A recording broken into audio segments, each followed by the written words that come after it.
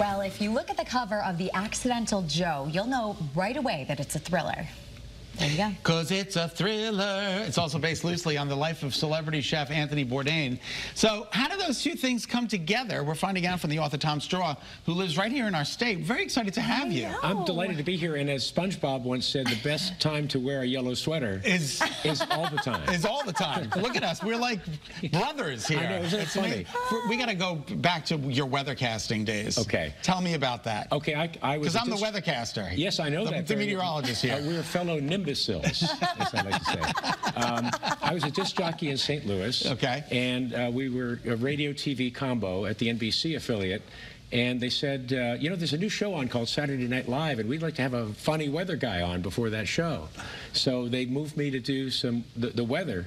I have a little anecdote I could share. Please share. You may relate. They told me my second time on, they said, you know, you're not looking at the camera enough. So when you move from the map to the other map, would you please just keep your eye on the camera and stop watching your feet?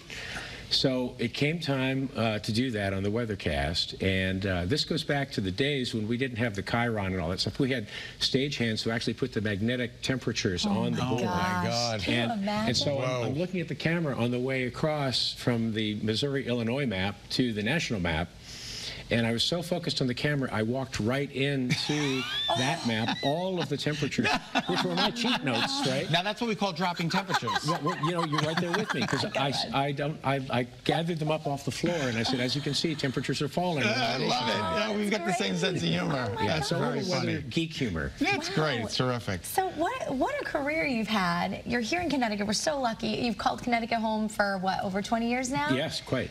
And here you are with yet another book. I mean, I'm amazed at your collection that you've written already. Yeah, I am too. How did that happen?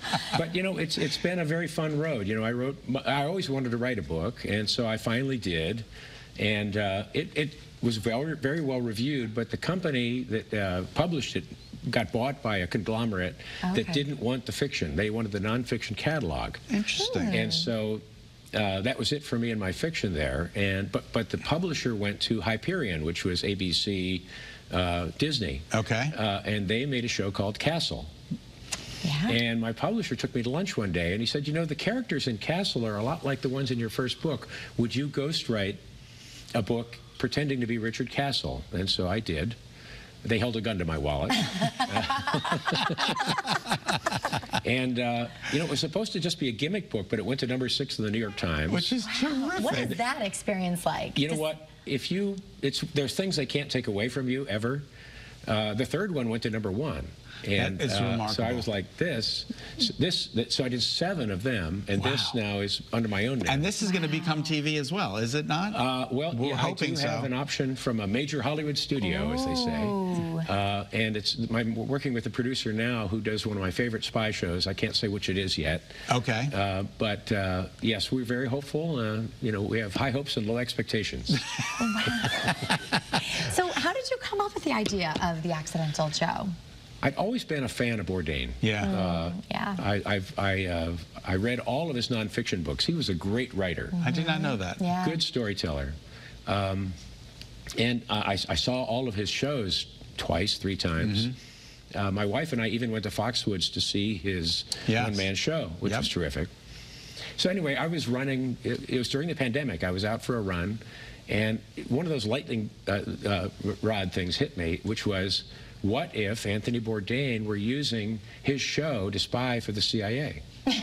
I love it. And I thought, first of all, don't forget that. Don't forget that. Write it down quickly as soon as you get home. But I didn't have my materials with me, so I just kept repeating it until I got home. That's remarkable. And from there came this book that during the pandemic allowed me to go to Paris and to Nice and to Marseille. I've never been to Nice, but I have been to my nephew.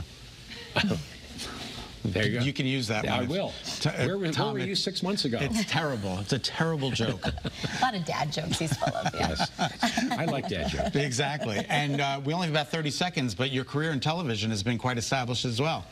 Yeah, I've done okay. Out of radio, I worked on a show with Mary Tyler Moore for a while, and then and she was great. Loved her. Really? Not the Mary Tyler Moore show. It was called Mary. Mary, yes. On CBS. CBS. Yeah. And then Night Court, and well, I could go on, but Nurse Jackie. Nurse Jackie. It was my most recent one. 3 years on that. I loved that show. I loved her. Yes. Wonderful, wonderful person. If you like her as an actress, you should see her as a person. That's all I can terrific. say. Well, Nicole and I want to be in the next movie. Okay. Yeah. So call us. I know. All right, get the book. It's called The Accidental Joe, The Top Secret Life of a Celebrity Chef.